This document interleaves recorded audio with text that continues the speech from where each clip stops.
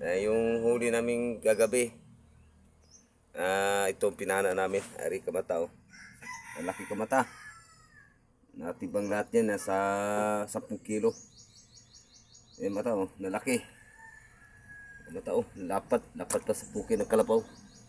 Ari kamata, laki din, ari. Malaki kamata. Ito, malapad ng kapalad. Ayan. Kamata. Suwarik, lalaki. Dami mga kamata, nasa 10 kilo lahat yan kamata. Yun ang huli ko kagabi kamata. Yung nagpa-vlog kapon, ito na yung sinisit ko, pinanaan ng kagabi. Kaya bayaw, dami rin huli nun. Nasa 5 kilo rin yun. Ano mga kamata? Sige kamata, ganito na lang video ko. Magbabalot pa ako ng isda. Sige, katisin lahat. Ganyan lang tayo, masipag tayo mga mana para bibigyan tayo ng biyaya ng maraming huli. Katisin nyo mga kamata. Good morning sa inyo lahat. Bye bye.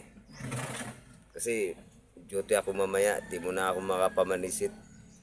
Duty ko ngayon linggo, kamata. God bless you lahat. Ingat tayo palagi.